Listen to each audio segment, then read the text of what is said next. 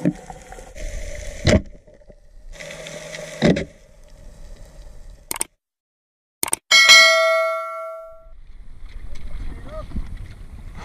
mga kaspero, nandito na ngayon ako sa Boracay. At syempre kasama rin natin dito sa Boracay si Boracay Spearfishing Adventure. Ayan. Suportahan natin yung channel niya. Ayan. Ang gaganda ng mga video niya mga kaspero. At saka syempre kay Kyle Adventure. Ayan. Gagawa niya siya ng YouTube channel niya mga kaspero. Suportahan din natin. At katulad ng pagsuporta nyo sa akin para sama-sama tayo all together. Yo! Subscribe! By the way mga kaspero, gagayak na tayo. Yung gamit kong fins ay kapay pa rin or hiyapak na traditional na ginagamit ng mangingisda. So yung fins, marunong naman ako, kaso lang di pa tayo masyadong sanay at medyo pagod pa tayo pag gumamit noon. Kaya dito muna tayo kasi pag malakasan yung agos, ito yung panlaban natin. Hunting natin ngayon ay gabi, pero nagtry lang tayo ng araw, baka sakali makadali ng malaki. Usual, dito tayo muna sa mababaw para maka-relax tayo ng hangin, hindi tayo mabigla sa malalim na part. Dapa tayo dito, ambush style, at tingin-tingin tayo sa paligid, baka merong mas malaki. Kasi sa spot na to mga kaspero, pag malakas yung agos, dito dumadaan yung mga GT long nose and mga samaral. Minsan din may mga unicorn fish. Pero sa pagkakataong ito, wala tayong nakita, gawa ng may naglambat pala. Kaya wala tayong napana dito. At sana sa next dive natin makadali tayo ng kahit isa lang mga kaspero bago dumilim.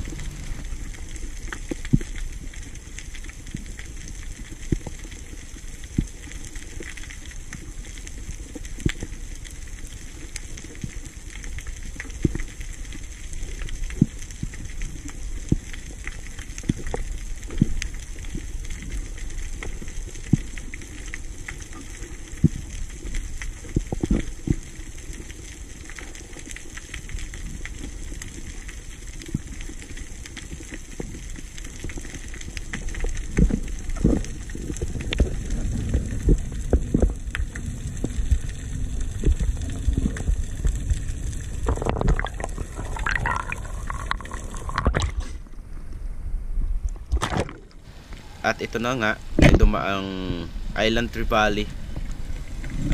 Medyo good size na rin to. Kasi ang ganitong Trevally mga kaspero, hindi naman ito masyadong lumalaki. Yung pinakamalaki lang nito, mga 2 kilo. Pero ito, nasa 1 kilo na to. Kaya good na rin. At nakakuha tayo ng isang Trevally.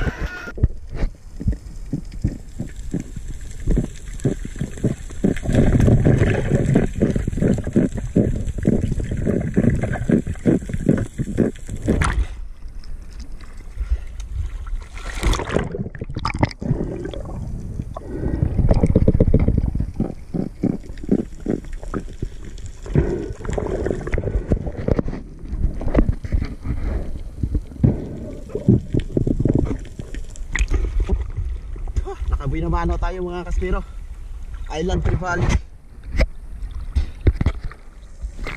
At ito na nga, umpisa na natin ang ating pangmalakasang pamamana sa gabi. Ayan, as usual, meron tayo goldfish or mas kilalang timbungan.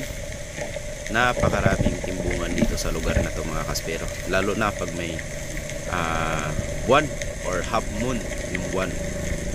Labasan talaga sila mga kaspero. Ayan, isa ulit timbungan mga kaspero. Ayan o, bali 4 or 5 piraso, 1 kilo na yan. Itong klase ng isda na to napakasarap iprito, paksiw. Ayan o, napakarami, kalat-kalat sila.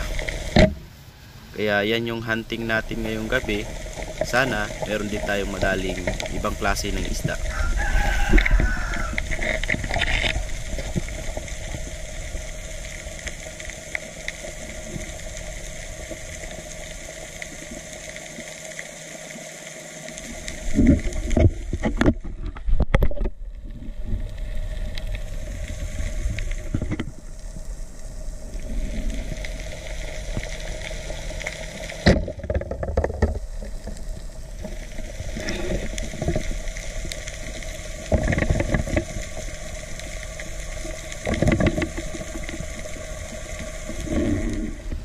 At ito, nakakita tayo ng isang rabbit fish or burawis. Burawis dito sa Boracay. Sa ibang lugar naman, balawis. Yan, ingat lang tayo dito mga kaspero kasi yung tinik nito habang ginagalaw lalong sumasakit. Napakahapdi pag nadali ka nito. Ayan. Eto, isang manitis ulit o goatfish. Yan, isang ori din ito ng manitis mga kaspero. So iba-iba lang yung style nila. Merong bilog, ayan, parang may dot. At ito, isang barracuda. Yun, na spine natin. Hindi masyadong gumalaw kasi yung pinakabuto tinamaan, kaya dali natin ito. Juvenile barracuda mga kaspero.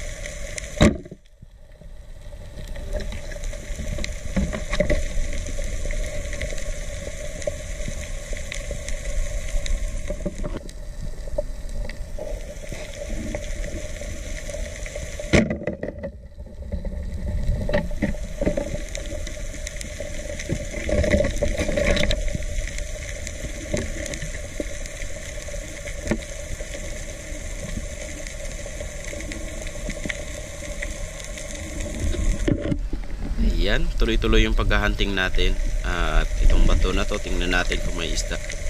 Ayun, meron tayong nakitang isang manitis ulit. At nandun sa taas, ang ganda ng pwesto niya. Ang dami na nating napanang ganyang klase. Ayan, dali siya na headshot natin. Hindi nakagalaw. At ito ulit, oh. Grabe. Napakadaming goatfish dito sa lugar namin. Pero pag sa laot, sobrang laot na, wala na masyado kasi halos naubos na ng, alam nyo na, yung mga illegal fishing. Ayun ulit, nakadali tayo ng manitis ulit. Ayun, goods, ang laki na rin ito.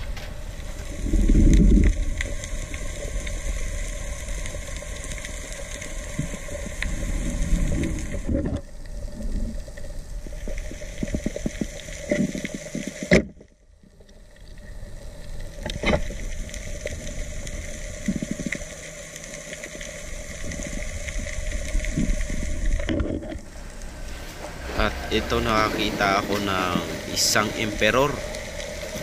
Ayun, dali headshot, stone shot mga kaspero. Ayun, ang laki oh. Halos 8 grams na yan. Sulit. Itong klaseng emperor na to, hindi naman to masyadong lumalaki. Hindi katulad yan ng long face emperor o long nose emperor na lumalaki. Pero ito, nakadali tayo ng isang sweet lips. Ayan, paalis na siya, pero nung nailawan natin, humina yung takbo niya, kaya nadali natin itong sweet lips mga kaspero.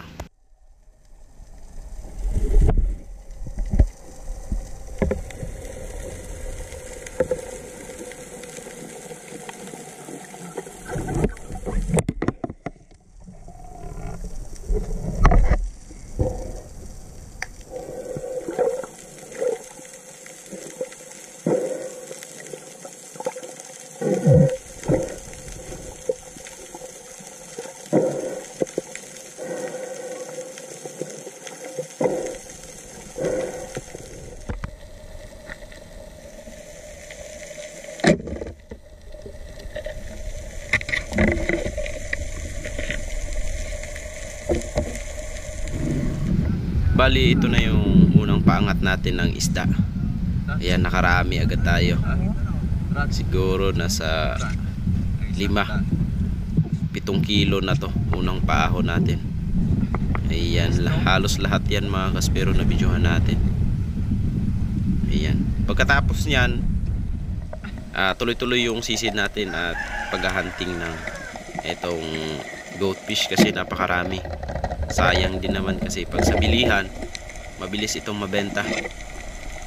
Ayan, paborito ng mga tao ito, yung goatfish or timbungan.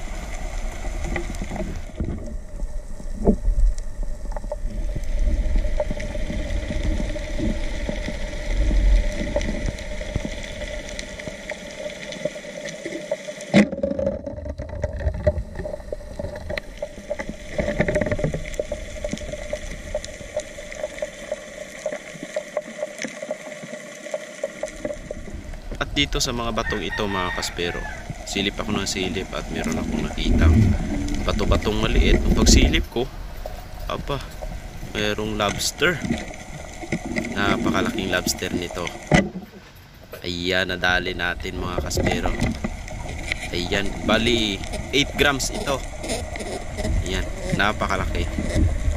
Ayan, dali natin isang lobster.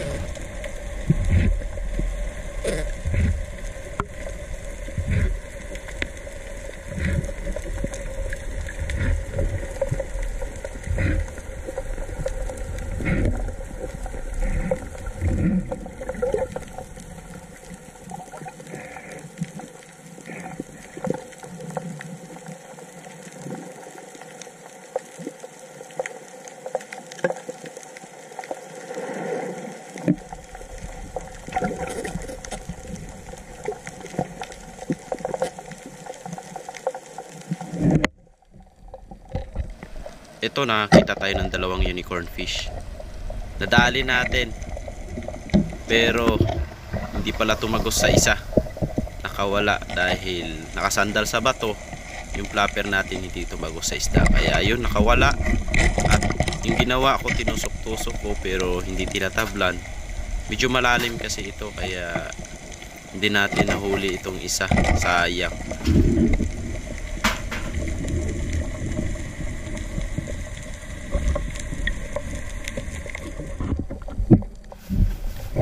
Next natin itong malaki pugita, octopus prime. Nadali natin. Ang laki nito. Hindi natin nabidyohan kasi late na tayo nakapag-open. Pero ayan, kitang-kita nyo, daling-dali natin.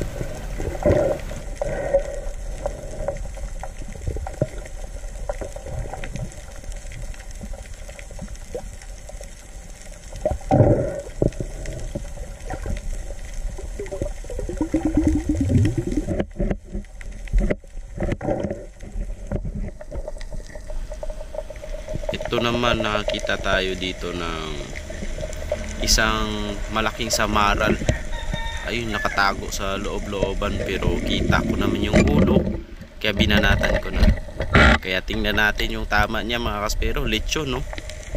Ayan, hindi naman totally lechon pero sa ulo yung pisa, kaya parang lechon na rin. Yan ang laki ng samaral. Yung samaral na ito mga kaspero ay napakataba kasi ito yung tinatawag na samaral na bato. Kasi yung isang samaral, nasa buhanginan yun. Ayan, nadali natin itong samaral. Next, itong walang katapusang timbungan or goatfish. Ayan mga kaspero.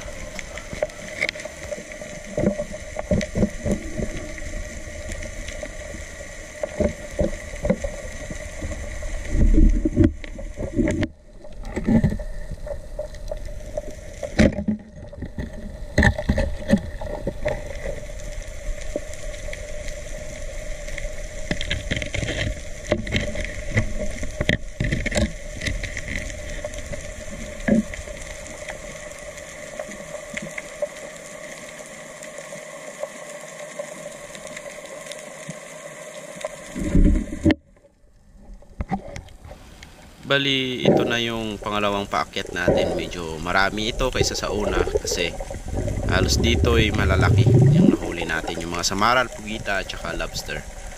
Ayan, hanggang dito na lang ang ating paghahunting mga kaspero. Sana patuloy nyo pang suportahan ang aking mga video sa pamamagitan ng pag-subscribe. And syempre, huwag nyo rin kalimutan na huwag skip yung ads natin para meron din tayong pambili ng gamit natin. And of course, syempre, i-share natin itong video para mas marami pang makakita. At maraming salamat sa inyong lahat. God bless you all. And sa ulitin, see you on my next video mga kaspera.